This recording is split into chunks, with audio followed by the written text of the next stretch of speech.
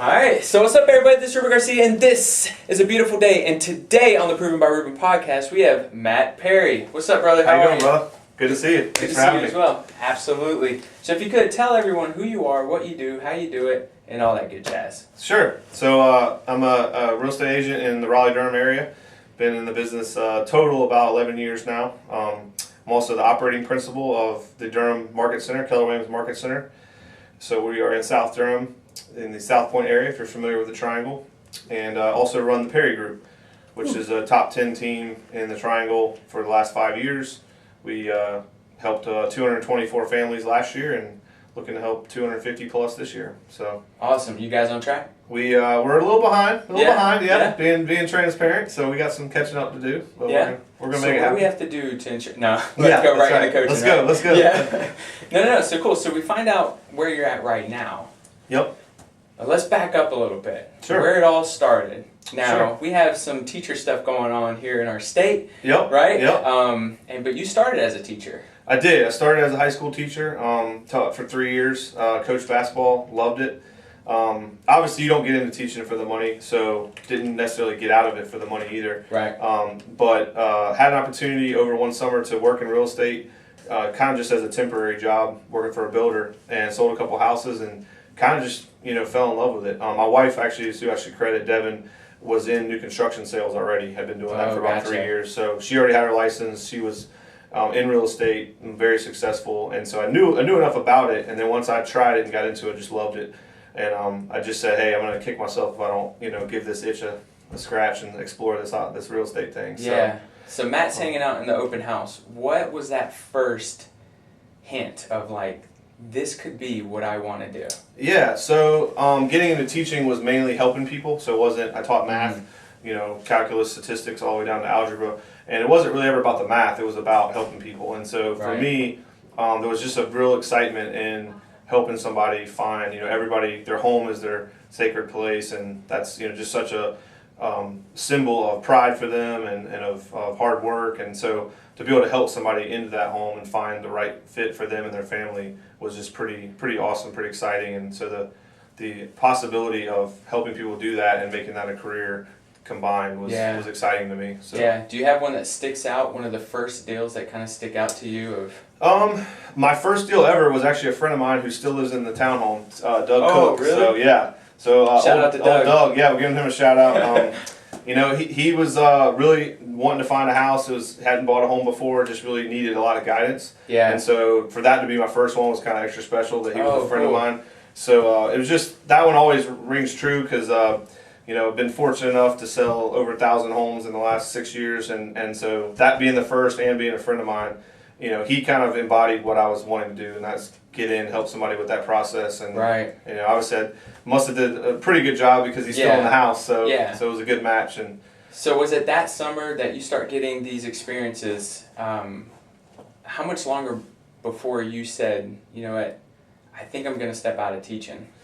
Yeah, so I had a really tough month that July, and I finally just said, okay, I've got to make this leap. I knew I could go back to teaching, and teachers are the best people in the world. To this day, just have so much respect for the teaching profession, people that choose to teach.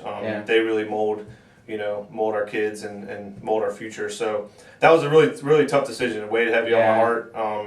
And at the time, it was a passion that I'd already tapped into. I knew I wanted to explore it, and luckily, it's worked out really well for me and my family. So yeah. So my mom and my wife's a teacher. Yeah, I mean, teachers have a different kind of heart, and if you think about, unless you've taught, you don't really understand all the things they go through. But you probably relate. Yeah, you can relate living with them. You got. There's the presentation and there's the class, but then there's also all the preparation and all the lesson planning and then all the grading, and so there's just so much that pours into having a successful 1 hour class. That's so much beyond, and the whole they're off on the summers is just laughable considering how much time they put in throughout the year. So so that was we've worked a lot with teachers since then, so I'm still involved in them, but.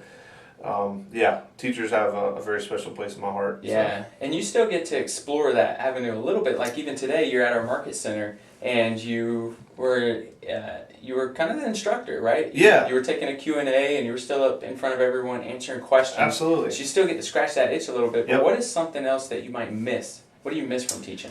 The biggest thing would be the kids. They've always asked me what do you miss most about teaching, and it's definitely the kids. I taught high school, so you've got young adults that are up and coming, and just to see them go from even a freshman to a senior and how much change happens both physically and maturity.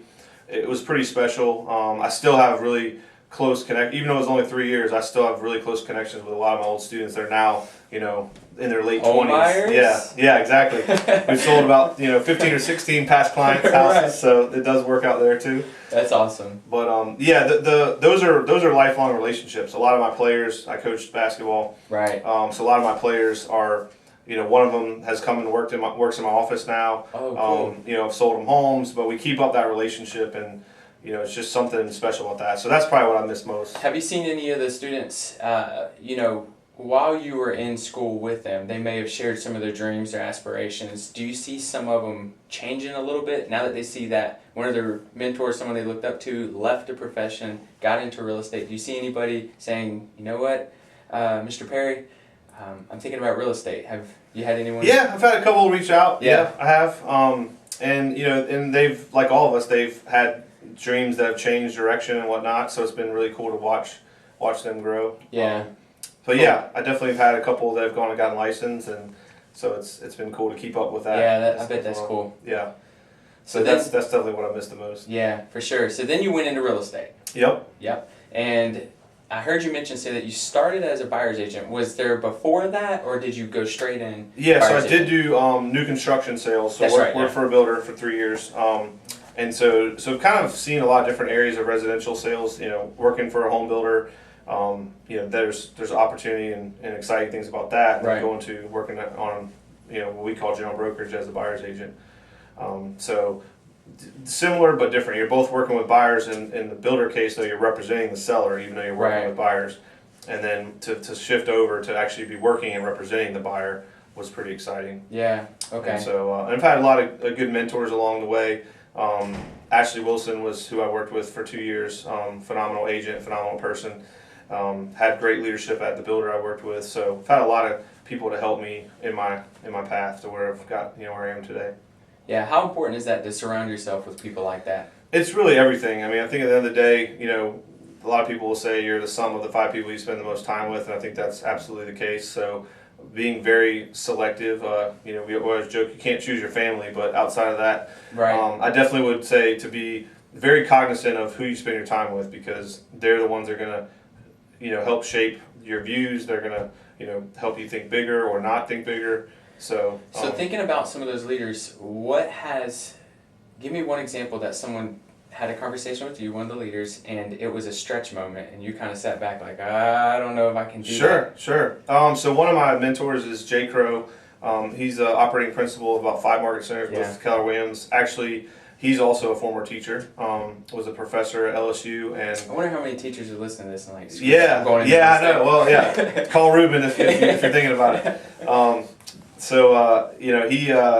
He actually worked with Stephen Covey, though. So just the amount of knowledge that he offers and his experience of things that he's done from that, coming from Stephen Covey, and a lot of people are familiar with Stephen Covey. So Jay Crow and I developed a relationship. And really what the cool thing about real estate is it really is just about relationships. At the end of the day, just like with the teaching, what I loved most was the relationships with the kids, and moving that over to real estate, it's just relationships. And so we developed a relationship. He's definitely been a mentor of mine since I've met him, probably since 2010.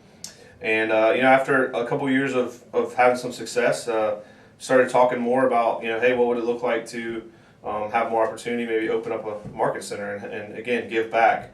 And at that time, I had some success with my team. I have very talented people that work with me, and as a team, we've done really well. And so that was an opportunity for me to go beyond the team and help more people. And that's really, like I said, going back to the teaching thing, what's always been kind of my focus. And so to be able to go outside of the 5, 6, 7 person team that I'm running and help other people that are not affiliated with the Perry Group to be successful in real estate, and help them along the path that people have helped me. So Jay kind of helped me mold what that might look like. Awesome. So did you approach him or did he approach you?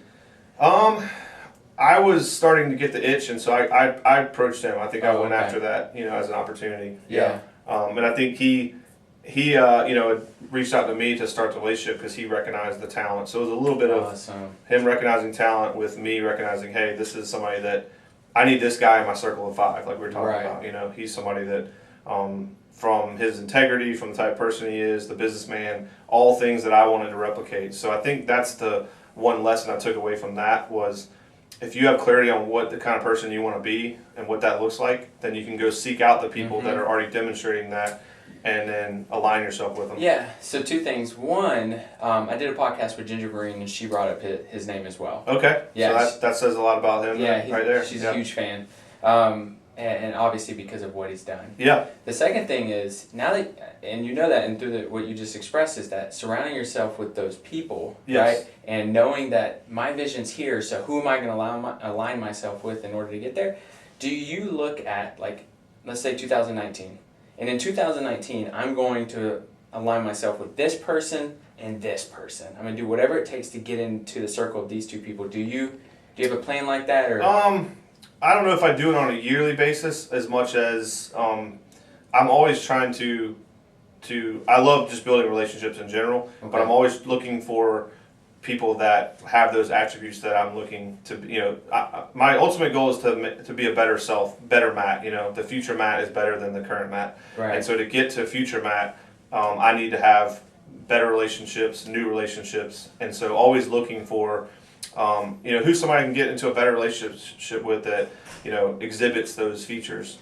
You're one of them too, Ruben. Like, we've known each other for a while, not well, and so part of this opportunity was I respect you from a distance and what you stand for, and your integrity and your results, everything you're about, and so those are the kind of people I want to be associated with. So starting to form that relationship. So come down and do a podcast and hang out in Fayetteville. All right, I'm in. See what random questions I ask you.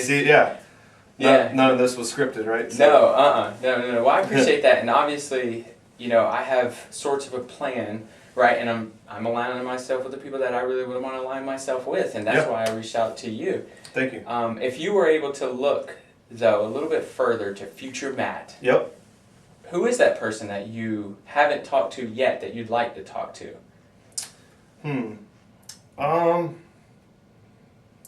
Not sure specifically it's a person as much as I know that future Matt wants to help more and more people and be a leader and an encourager for more people. Yeah. And so to do that, I need to find more people like Jay Crow. That's really Jay's mission, he's an encourager. He loves helping people, and so that's where we aligned a lot. And so just finding more people like Jay that I can bring into my circle, absorb from. When you hang out with people, you absorb their habits. You see how they operate on a daily basis. It's the little things that you pick up from them that make the biggest difference. And so the more people I can find like that, the better. So I wouldn't say there's one person that I'm like, okay, I'm stalking this person from afar as much as I'm getting closer and closer. I know I want to add as many people per year as I can that fit that mold. Right, and then what you focus on expands, right? That's right. You've heard that, and that's when you're going to start pulling more of those people into your life. That's right. No, that's awesome. So for building the team, talk to us a little bit about some of the struggles that you've had building the team that you have. Sure. So starting from scratch, 2011, brand new agent, went into Bold first week. So I definitely would encourage agents with or without Keller Williams to consider taking Bold. So someone who's listening, what is Bold? Okay, so Bold is a business objective life by design. It's a class that talks about, it's a mixture of mindset and sales tactics kind of blended together. Gotcha. So it's a class on you as a person and class on you as a salesperson. Got it. Put together. Okay. So to give you the value, I've taken the class 8 times and I'll be taking it for the 9th time this year. So clearly, some could argue I'm a slow learner, which is probably true, but the other option is that it's also extremely valuable to the point where I'm still not mastered all the topics, so I'm taking it, for the 9th time. Yes. But what the team looks like, so going from a single agent to today's team, have 5 agents plus myself, 2 full-time admin staff. plus a telemarketer we call ISA in the business. So a team of 9. You know, what that really has looked like is mostly going out and finding talent. If you had to narrow it down, you know, the amount of talent you surround yourself with will, you know, equate to the size of your business. Right. And so it's the who, along with your database. That's probably the other big key that I would hit on with my businesses. If you find any agent, the size of their business correlates directly to the size of their database and how they communicate with it. So for me, it's always about how do I grow my database, and then how do I nurture and love on the database that I already have. And when I say database, I mean my sphere of influence, people I know, people that know me, like me, trust me, friends, past clients, you know, contacts in the business world, all those people put together. Right. So, so the growth of the company, honestly, has really just been a simple matter of nurturing that group and then growing that group, and the combination of that, we've just required more and more people in order to hold the standards that I have for service. Right. Know?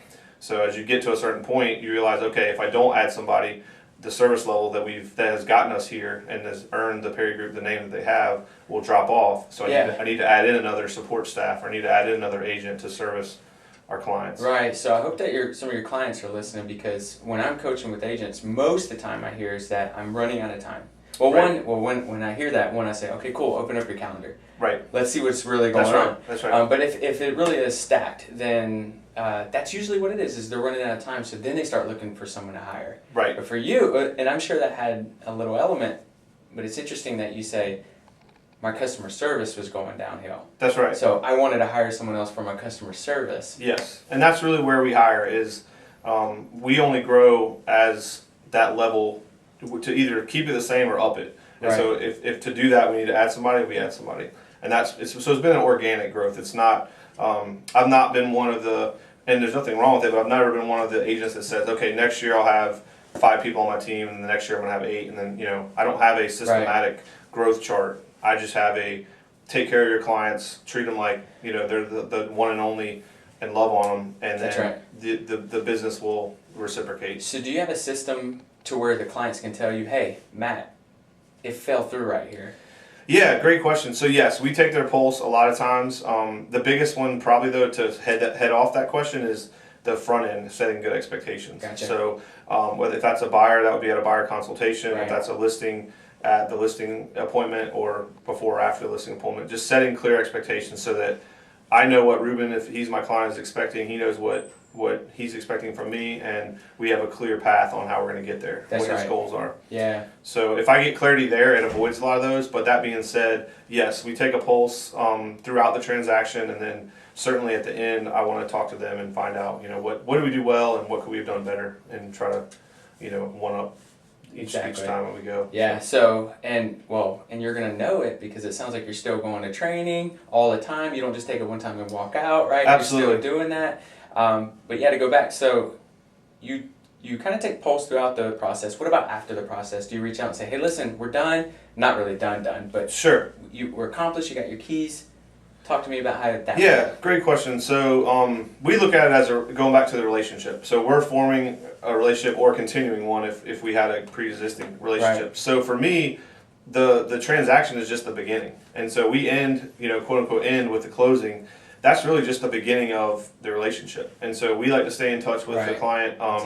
What that looks like is phone calls throughout the year. We have several client events, appreciation events we host. And that's our way of saying, hey, you know, we want to stay connected with you. And we also realize that the home buying process is pretty stressful. Right. And so there was a lot of things going on. And so now it's like, okay, that's in the past. Let's go have a beer together, or let's, you know, bring the kids out for some ice cream, and, you know, let's enjoy each other and not have to worry about a due diligence deadline. And so we use those events to stay in contact with our clients, and you know, and we're always there as a resource. You know, we understand, okay, you bought a home, it might be another 5, 7, 10 years before you buy another one, but you also might need, you know, a vendor, you might need a landscaper or a painter, et cetera, et cetera. And so we want to be that resource for our clients as well. So staying in touch with them there and making sure that they know they can still call us, and we've vetted a lot of those people, and we can give them top-notch referrals. Yeah, so and I love that you say that, because for the agents that I'm coaching, because there's I know this is a little bit lower level, but people are say, okay, so what's a contact? You say go out there and make a contact. Sure. So in productivity coach, or in my coaching program, it's database, notes, and a follow-up. database, and we'll do a little dance because we're ridiculous. But follow-up's where the wealth is built, right? That's right. And not only wealth in monetarily, but wealth in just building relationships. That's right. That's right. So it sounds like that's exactly what you're doing. Yeah, I mean, if you don't follow up, then you're sending the message it was all about the sale. Yep. You know, so if I'm following up, staying in contact, then they know, hey, Matt or someone on his team, they weren't just in it for the one-time sale or for the check or whatever. It was about the relationship. They'll taste that. Yeah, absolutely. Yeah. And if it truly is about the relationship, then you're going to pour in before, during, and after the transaction. So we would do the same thing. We would say, okay, tell me more opportunity that we can grow in. You won't hurt my feelings. It's only going to help me grow my business. We used to do that. And on the flip side, we'd also say, so what did you love? What was the best thing about this process? Do you do the same thing? Absolutely. Yeah, that's a great point and a great question, because you want to know what you're doing well, and something that what the cool thing about that question is something that might have seemed very insignificant and small to us. Oftentimes our clients say, hey, that was huge when you did that. And like, oh, I didn't even, we do that as a standard, but to us it didn't seem like a big deal. Yeah. And it really impacted them. So we want to know both sides, absolutely. Yeah. What have you seen the most where, if you were to put it all in one hand, what does the Matt Perry group do very well that you keep hearing the feedback on that they love? I think the biggest thing is that we're very systematized, so we're going to make sure that there aren't balls dropped, but that at the end of the day, we care about our people and we care about them achieving their goal. Because everybody's goal is different. You're going to come in and you're going to be different from the next client. So we try to really tailor each experience, and that's really what we hear is that you listen to what our goal was, what our need was, and then you accommodated and transition, pivoted to fit what needed to happen for us to reach our goal. And if we can do that, then that just strengthens the relationship, and then as a business owner, that's going to lead to referrals and grow the business. So I get it. So for some of the listeners, we're also having CEOs listen, other business people who have had some challenges, and which I always hear. One of the biggest challenges is hiring. Can you talk a little bit about that for the people that are listening? Sure. I think your business will grow to the level of the talent you have in your organization. So, if I hire a bunch of 5s, then I'm going to have on a 1 to 10 scale, I'm going to have a business that's a 5. If I'm hiring 9s, I'm going to have a 9.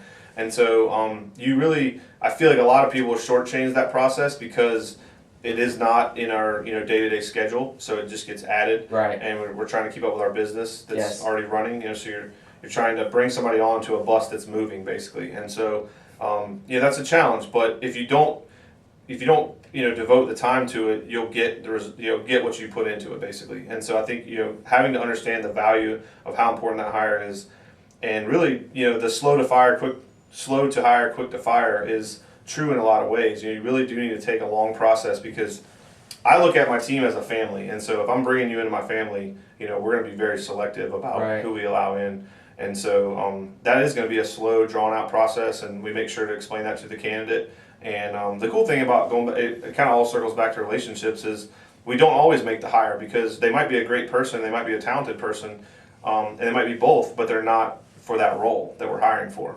So I might go through the whole process and then realize, hey, this is a great person, and they're talented, and they're not a good fit for what I'm hiring for. So do you keep someone like that on the bench? Yeah, so that would be somebody that I would definitely want to stay in a relationship with and say, hey, Ruben's talent, I want to be in business with this guy at some point, but right now he doesn't fit the role that I have the need for. So we're going to stay in touch, and then down the road maybe we can. So what would that need look like? What's that? For Ruben. Yeah. Let's talk later. Okay, so what do you tell a person who says, you know what, I love that, yes, bringing more talent into my world. Selfishly, I don't want to be outshined. Yeah, good question. So I think if you're going to let your ego get in the way, you will always have a team of people that are less talented than you. And you might be talented, so that might still allow for some talent to come into the organization. But at the end of the day, if you can get past your own ego, then every role on my team that I've filled basically is now filled with somebody that's better than me. And so we're only going to grow to that next level if I find people that can not just meet my level of talent and expertise, but actually exceed it. And I've on the buy side, on the sell side, in residential sales, both Mallory on my team and Sean have both surpassed my numbers and my personal best numbers. So to me, that's a celebration. That's not they're threatening me. That's a, hey, I went and found talent, and these are people I want to. Yeah, what does that say about you? Yeah, and I'm encouraging them to push that to the next level. And so every time we hire, we're looking to top grade. We're looking to this person's left for whatever reason, so the next one's going to be even better. Yep. So I heard Lucas Sherrodin. Yeah. He said when you bring someone into your organization, don't have them replace you. Have them crush you. That's right. Yeah, that's so you right. don't bring someone in and just replace you. Because what are you really doing? Right. You're really standing still or really going backwards if you're doing that. So, and that's easier said than done. So I think, with Keller Williams, we have a process through what we call career visioning. But, you really need to have a plan for the hiring process and what you're going to do and what those steps look like so that you can make sure you get the outcome you're looking for. Exactly. Yeah. So career visioning is basically getting to know the person a little bit deeper. Yep. And there's a 30, 60, 90 plan on the other side of that. That's right. Besides that, and by the way, anyone who's listening, you don't have to be KW. Come with us. We'll show you everything. Absolutely. Completely transparent. But I'll also say, if you could pick the top 3 things that you're looking for in a person, yes, and they're going to fit the role that you're looking for. Sure. But what are the top 3 things that you're really looking for in a person? Good question. So, because when you say talent, that's a broad and used term a lot. What I'm looking for is somebody that just has that drive, that kind of that chip on their shoulder. That they are driven. They are using words like "I will be successful," and you can just see the passion in their eyes. Their passion is a big thing too. We talk about with my team is you can be really good in real estate, but if you don't enjoy it, it's going to wear you down. Pretty quickly. But the people that last, that make it, they're passionate about real estate. They love what they do, whether it's working with buyers, sellers, both, in the residential world. So I'm looking for somebody with passion. And if that's an administrative role, then I want them to be passionate about serving people, about being organized, about the parts of their job that are going to make them successful. Okay. I would sum it up with passionate. Track record's another one I look at. Yeah. So you can talk a good game, but if I'm looking at your resume, and Ruben's like, not seeing what you're telling me here, buddy. But if I've got one accomplishment after the next on the resume, then that just says, hey, the audio matches the video. This guy says and sounds legit, and his resume backs it up. His track record. Yeah. So for some people who are just now building that track record, some of the agents that I coach.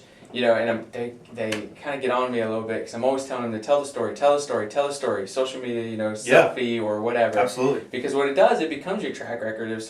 If you're going in, let's say, listing appointment, and you just know and understand that they're going to look at you on Facebook and they want to see that you're doing a 5x5x10, right? Absolutely. Or like where you're door knocking. Absolutely. They want to see that you're out there all the time. That becomes your resume. That becomes your past experience. Right. But that's why I hawk them. Yeah, that's a great coaching opportunity and recommendation. I totally agree. Yeah. Okay, so now you got the team. It's pretty solid. There's always going to be some challenges. You've moved into a different leadership position, like we mentioned a little bit earlier, where you've opened up a market center or a Keller Williams office. That's right. So the opportunity in the discussions with Jay Crow and through Keller Williams came about, and I've really, my passion is definitely my team, but at the same time I looked at, again, like I mentioned earlier, I'm only able to help a select number of people, with their careers and grow them. And so I wanted to pour into people, but not necessarily directly on my team. Or I found somebody talented that said, I said, hey, I like this guy Ruben, but there's not a seat on my bus for him. But I would still love to pour into him and help him with his goals. It just might not be in a one-to-one. So the opportunity to open up a Keller Williams office was really what allowed me to do that. It allowed me to find other talented people that I could help change their world, change their family's world. And I say I mean through Keller Williams and the systems and models that we have. So it's certainly not me. I don't, I always claim I don't have any original ideas. I'm good at R&D, rip off and duplicate, Success leaves clues. Yeah, exactly. So I'm good at studying successful people and then implementing what has made them successful. Yeah. And so helping other people do that through a Keller Williams office has been exciting. So, we heard some of the benefits and some of the stuff that you got out of building the team for you. Right. What about the market center? What different layers has that added for you? So what that's added for me is kind of what I was just saying, where if somebody is an entrepreneur wanting to do their own thing, wanting to brand themselves, but needs the help in the direction, having some success here with my team and having done a lot of what they're wanting to do, I feel like I can add some value and be a encourager and and a motivator and a mentor to them and helping them blow up their business to whatever level they choose to. And so the Market Center allows me to do that. It allows me to, we're both underneath KW Williams with our own entities, and can kind of come alongside them and help them with their challenges and be a sounding board and a mentor, similar to what J. Crow's been to me, like we talked about. Yeah, no, that's it. Sounds like such a good resource that you had from the very beginning. Yeah, absolutely. I mean, definitely, all of the Perry Group success and what I've had is built on a foundation of other successful people pouring into me. Right. And that starts with my parents, and that goes to my family. People like J. Crow. There's just a lot of people that even going back to some of my high school teachers.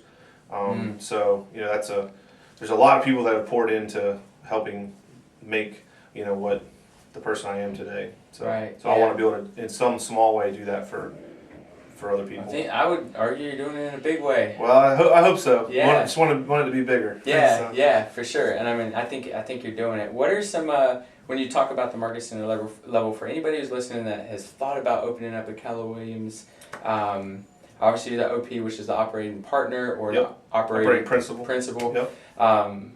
Which is basic. So what is that? What's the OP? Yeah, good question. Yeah. So the OP is the visionary of the Market Center. So they're some people call it the owner or the broker of another Market Center, but they're basically the visionary for the Market Center. So we set the vision. We hire the team leader, which in our organization is kind of like the CEO, and basically hold them accountable. And then we also provide the financing. It just does take money to open up an office. So So those are the three main roles as an operating principal. You're making sure to create the vision for the team. You're not necessarily executing. The executor. Yeah. Yeah. And so that's been exciting. What I would say to somebody that has that as a on their to-do list or an opportunity that they're looking at down the road is number one is we're an organization built on production. So production equals opportunity, and that's probably the biggest equation I repeat to my team and to other people is if you get the results and that going back to that track record, people that have a track record are going to get other opportunities. And I've found that to be true on my team. I've found that to be true in the Market Center, and so same thing would be the case with KW Williams. If you want opportunity, go out and crush whatever role you're in, and I guarantee opportunity will come knock on your door. All right, they did. Say they crushed it in the role that they're in. What are some things that they need to know or think about before even doing something like that? So they would want to talk to other people in that role, whether it's they want to become a team leader, they want to become a productivity productivity coach, they want to become an operating principal and open a Market Center. Go talk to those people, find out what their day looks like, find out, get into those circles like we were talking about earlier about your circle of five. Attach yourself with a who. Yeah, attach to a who. Talk to the regional director who's over, in our case, North and South Carolina. Say, hey, I have interest. Here's what I've done. What would I need to do? And then he can actually lay out an actual black and white path to accomplishing that. Awesome, cool, awesome. So you just kind of threw it out there. Would you ever think about being the regional director? No, I don't think so. No. I don't see that role fitting where my goals lie. Yeah. So if Mark Brenham is listening, his job's safe from me. So I don't know if the smile went down or up. Yeah. Cool. So also one of the things that, and by the way, I guess if you're listening, could they reach out to you if they have questions? And by the way, they've already crushed it in the role that they're at. And could they reach out to you for something like that? Yeah. My emails or my website is just mattperryrealty.com, and if you wanted to give out my cell number, I'm happy to do that on the podcast. Sure. So 919-818-7016 is my direct cell. Definitely be more than happy to share my experiences and anything I can do to help anybody that's listening. Very cool. What about, so another thing you mentioned to our agents earlier during the mastermind is that you now are starting to, you're just all over the place, but I'll say, but you do those areas very well, right? But one of the things you said was, I'm starting to become an investor. Yes. In the investing world. Yes. So what transition for you to even start looking at investing? Good question. So really looking at passive income has been huge for me in the last couple of years. We work so hard, but I also realized that in residential sales, from a financial standpoint, you're only kind of good as your next closing, next sale. Right. And so looking at what are the options out there, not just in real estate, but in general in the passive income arena.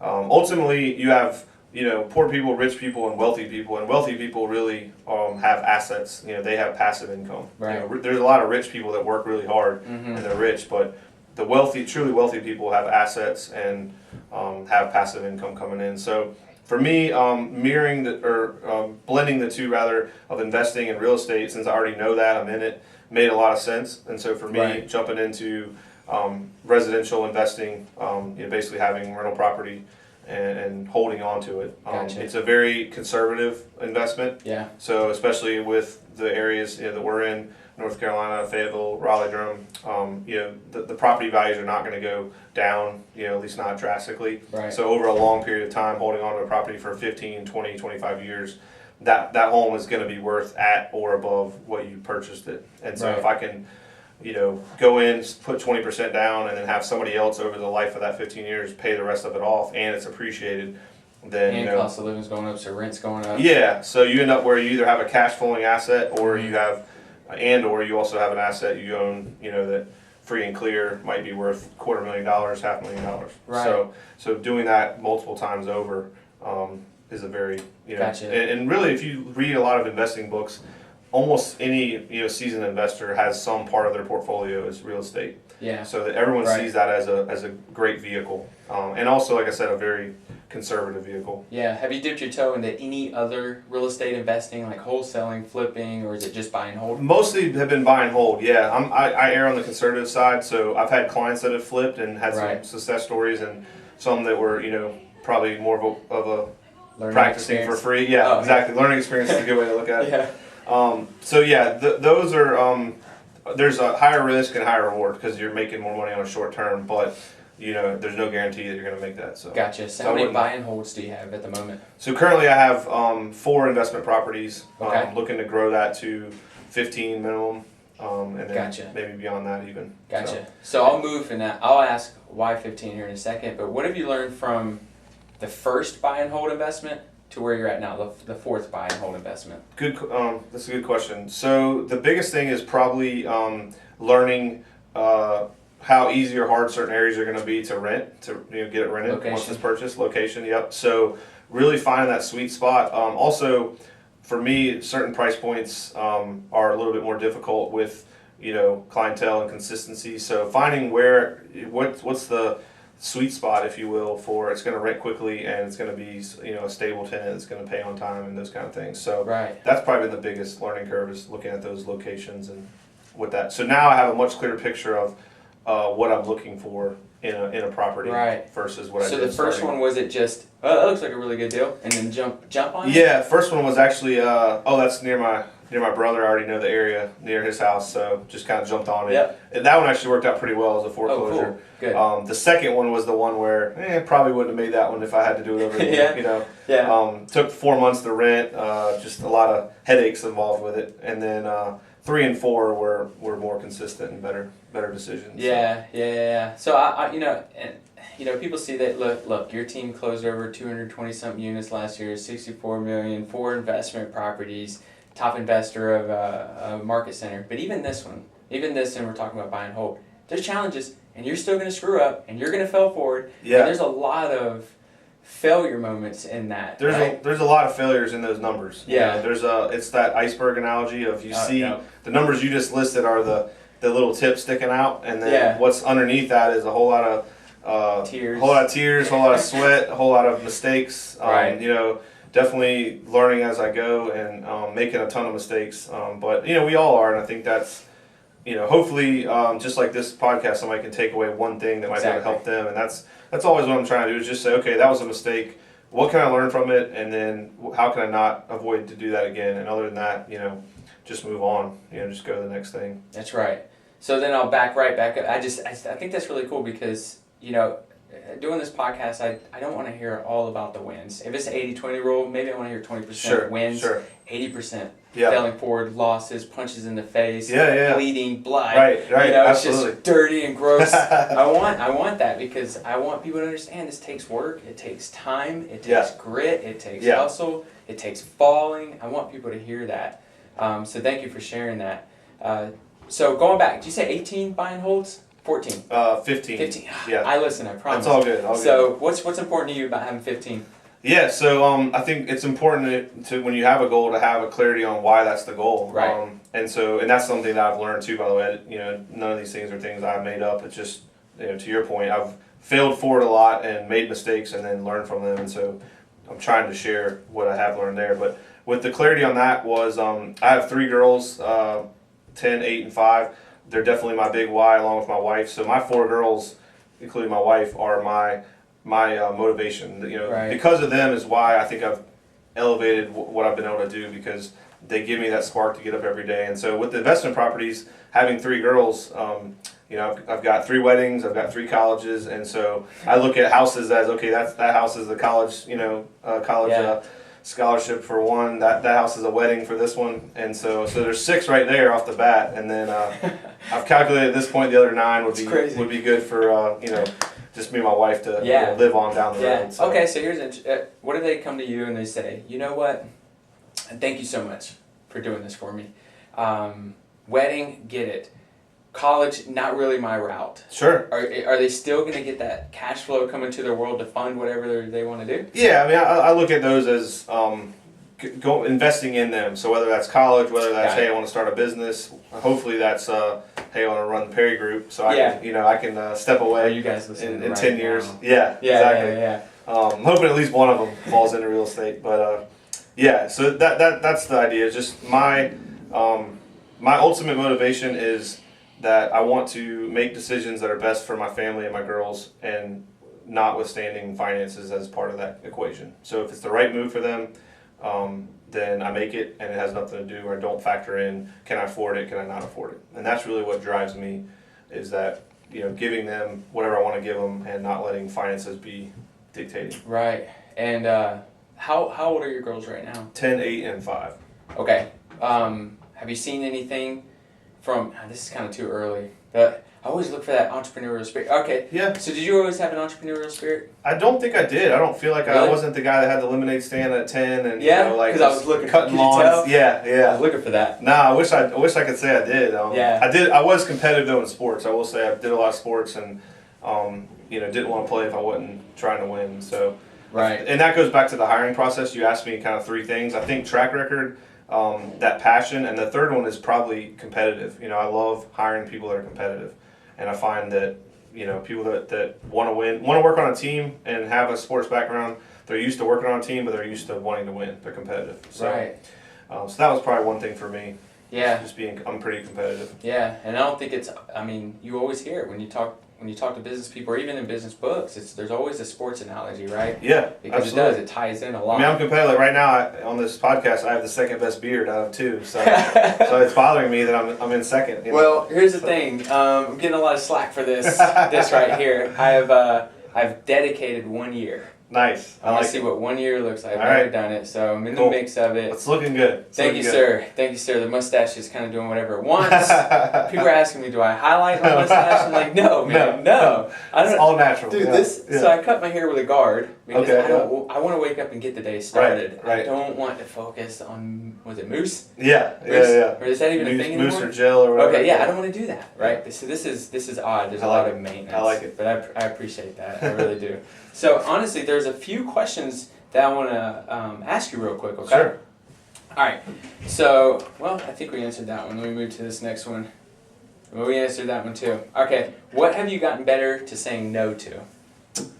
So, Keller Williams talks a lot about, you got to say no to a lot of things to say yes to the ones that are important to you. Right. So, I've gotten really good with my time. So, I protect my schedule. A lot of people are like, oh, let's just grab coffee. And I'm very strategic about my schedule. So, because I protect my family time with my girls, and because my business is so important to me hitting my goals there doesn't leave a lot of time for, just a wide open, period. So I'm very selective. So to answer your question, I say no to a lot of things that are not moving me toward my goals. And right. So if I I'm working on that. I'm not perfect at it, but if I can get more and more clarity every day on what is my goal, and then does my schedule match that goal, then I get better and better at saying no to the things that don't move me forward. Right. So give me an example of someone who walks up to you, and the question I'm about to ask has something to do with meeting with you. But how do you scale if this is? So they want to have lunch with me because they have a mortgage company and they're looking to Gotcha. get into a business relationship. So I would find out quickly. I would acknowledge them, not say this is not a personal thing, but currently my current situation, I have very strong partners. Not looking to grow that right now. So spending an hour and a half, 2 hours at a lunch with somebody talking about that is just not going to go anywhere. I know it's not going to go anywhere. So I just circumvent that and say, hey, I'd love to get to know you better at maybe another time, but having lunch right now about that is not on my radar. So right. I just kill that right off the bat. Right. Do you, and I know that we're always thinking about our business in the backdrop, right? I went to sleep thinking about it last night. And not all nights, but last night I did. I definitely did. And sometimes in the conversation, say you've agreed to sit with someone for an hour. Do you, and my mind just went here, so work with me through this.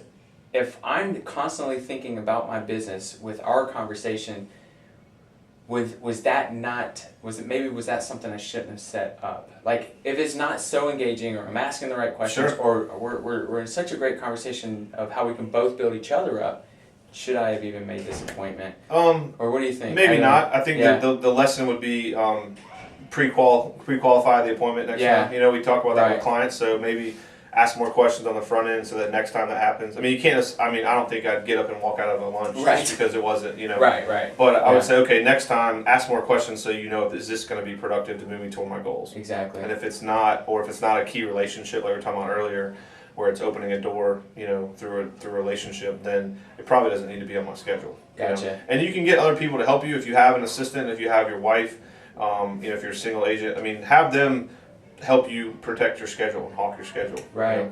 Because I think that's one of the habits of highly successful people is they have a very clear path of what they're doing, and they don't let a whole lot of other things get in their way. And if I go ask, hey, Gary Keller, can I meet with you? He's not going to say, sure, come on in. He's going to be like, I'll see you in September, if he says yes at all. And it's going to be like, you have 15 minutes in September on the 9th.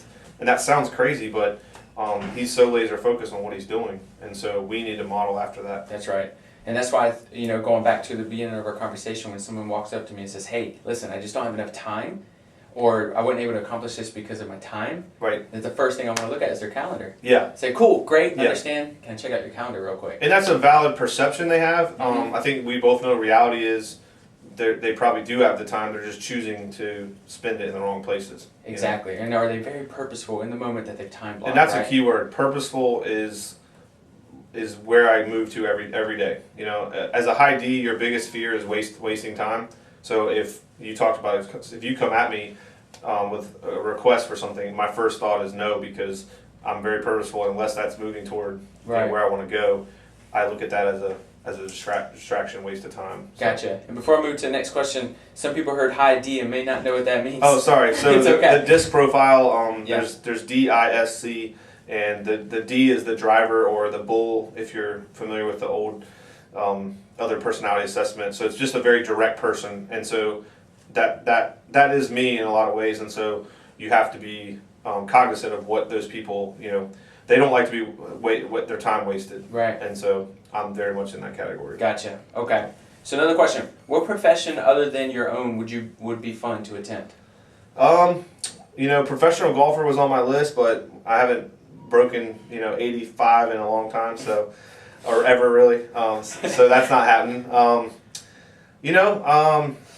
don't know. I think maybe more of a coaching role in some capacity would be, because I do enjoy it. Blends my business with helping people, right? And so some kind of whether that's a mentor or coaching coaching role with people that are in real estate or otherwise. Have you been approached? There's a lot of opportunities with Keller Williams. So I've looked at the different maps as the coaching through Keller Williams, but at this time I've got enough things on my plate. Exactly. I want to make sure I'm giving 100% to everything I'm doing. So. Yeah. On the flip side of that, do you have a coach? I do. Good question. I definitely believe in coaching. Being a coach, a high school basketball coach, definitely believe in coaching. So I actually have currently have really 3 coaches. So. Each of my roles, and then I have a non-real estate related. So, I feel like if you ever want to achieve high success in something, you have to have a coach. And I'll give you an example of when I failed is in training or losing weight. I did a great job when I had a trainer, got off that and have had, struggles. So, for me to get back where I need to be, I need to hire a coach, aka a trainer, and get back to that. Yeah. So I've experienced what it is like to have one, and then with the results you don't get when you don't have one. Right. So 3 coaches currently. Yep.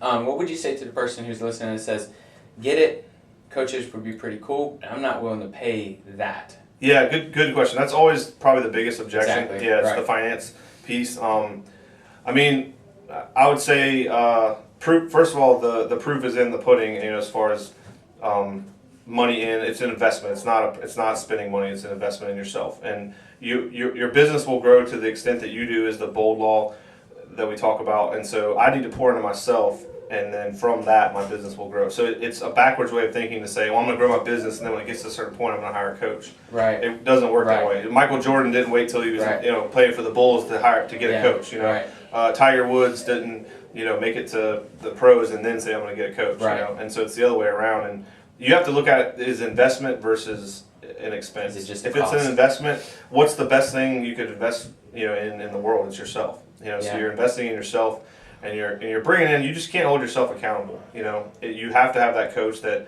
sees things from outside looking in, can help point you in the right direction, and can just give you the right tools to get to your goal. Yeah.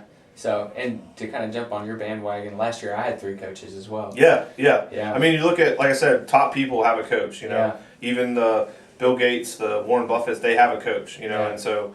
It's just I get the real concern, but at the same time you have to jump in and trust that coach is going to get you where you need to be, and you're investing in yourself. Yeah, I remember I was working at UPS, wasn't making a ton of money. I was part-time, and I was trying to do the real estate thing, and I was raising my daughter. And I went to Bold, and after Bold they said, hey, listen, you might think about getting a coach. I was like, I can't. I'd rather get groceries. Yeah, exactly. I did anyways. I jumped in and I did, and I said, man, I have to, and it kind of, I love pressure growth. Yes. Like now force growth, love it. And that's kind of what it did to me. Yep. Right? I was like, oh God, I have to make it happen. Yep. So she asked, what do you want to accomplish? Why is it important? All that good stuff. And I said, I want to quit UPS. Yeah. Been there for 12 years. I need to go. Yeah. I wanted to go. And I was able to quit in 10 months. That's awesome. Awesome. Because she saw exactly what I need to do, how to do it. Well, and here's the thing. You did the work. You put in the sweat and did the work. Yeah. However, she helped develop the plan for you, with you. She saw your vision and probably pushed you past where even you saw yourself. Because the coach can see the potential in you that you can't see in yourself. Right. So they can actually push you farther than you definitely would have ever gone on your own. Yeah. I wouldn't have ever thought 6 years ago that I'd be sitting here talking to you with the things I have going on. Yeah. I mean, honestly, it was like, hey, if I sold $10 million a year in real estate, I would have thought I was, the man, and so a coach helped me go, well, why would we stop there? What would it look like if we did more? Yeah. How many more people could you help? Right. If we stretched this and grew it, and so can't say enough about the value of coaching. Yeah, especially with Ruben. That. Yeah. Awesome. All right. So, what is a mistake you're seeing seasoned people do in your industry? Probably the biggest thing I see is get away from the fundamentals. We look at in our business, it's all about lead generation and going on appointments. Yeah. And so the biggest thing I see is they get away from. I mean, we would all love the magic pill, the magic button, the magic website that just pop up this website and leads are just going to flow in. People are going to be calling you. Your phone's ringing off the hook. Yeah. It just doesn't work that way, and that's any business. If I'm running a Domino's, I still have to generate leads. If I'm selling ice cream, if I'm doing, no matter what I'm doing, I'm lead generating and I'm doing whatever I'm doing. I'm selling whatever I'm selling, and so real estate's no different. And so the people that might get seasoned is they get lazy or they get distracted with other things and get away from what got them there, which was generating leads and being focused on it. Yeah, so I geeked out about a month ago because we had a phone call come from a pizza joint. Okay. And I don't want to get it wrong. I'm not even sure of the name. So they called, right? And they said, listen, you haven't bought a pizza in a while. So if you were to buy a pizza right now with 30% off, would you be interested? I was like, oh, that's awesome. Dude, I was like, that is so sick. Yeah. We didn't move forward, but oh my gosh, like I almost melted. I was like, they're Legion in us right now. Yep. And they're a pizza joint. Yeah. So it just brought, like you said, right back to the fundamentals. No matter how great that pizza tastes, if they don't have people to sell it to, what does it matter? What does it matter, right? Yeah. So, so that's the biggest thing, and I think it's a valid issue we face where you get busy, you have clients, you have family, you're trying to work on your business, not just in your business. Right. But at the end of the day, what keeps the bus moving is lead generation. Yep. So. Agreed. You gotta have leads to service, right? Yep. All right. Purchases of less than $100 that have most improved your life. Ooh, man, throwing the fire in the questions at me here. Two more and then we're done. Less than $100. Yeah. I wasn't ready for that one. That's a good question. I kind of love my Yeti, so that's probably $40. Where is it? Yeti cooler or Yeti? Yeah, no, sorry, the little cup I meant. Yeah, the cup that's $40. Yeah. Should be a full cooler. But, yeah. Honestly, that's a tough one. I mean, my $8 sunglasses that I bought that I plan to lose at the lake that 8 years later I can't get rid of them. I mean, I would say anything that's helped me with my schedule and keeping on task. So trying to think right now what that would look like. I don't know, you kind of stumped me on that one. Might have to pass and come back to that one. Well, so far it seems like basically all I see is Matt Perry chilling in a seat with his Yeti and sunglasses. Yeah. All right, I got one more for you. All right. Note cards. Note cards. I bought note cards with my name on them, and I handwrite notes. And the value that brings back to me, number one in relationships, and number two in business, is the ROI on that is in the thousands. Yeah. 1,000 ROI times. I mean, there's something about in this day and age, especially with text and everything, just writing a handwritten note and letting somebody know you care about them, or send them a quick message. Yeah. And like I said, it shows up in the business and reciprocates there as well. But that's been pretty cool. Just buying those and then putting the time in to write the notes. Man, I believe in that 100%. When I was selling real estate, one of the things I would do is write a letter after closing. Yep. But what I would do, you tell it purposeful, in the right-hand corner, I would break down what we won in negotiations. And we were more of a buyer's market. Cool, yeah. So was it closing costs, home inspections, how much were repairs? Yep. I would add it all up. Did I say closing costs? Yeah. Okay. Closing costs, repairs, And rolling it all together, and then put that massive amount right there, and just like stars around it, and this is how much we saved, what could you do with this? Just to remind them. Yeah. And it was cool is when they get that letter, not only they're like, what? You saved this much? But also, where does it go? It goes straight on the fridge, the first one on the fridge. That's right. And all their friends are walking in and like, who is this? He saved you 20, 30 grand? What? Well, and that's a reflection of you truly caring about them. You paid attention, you knew that number because you were tracking it and you were looking at it, and you knew what that could do for their family. So it was the letter was more about them.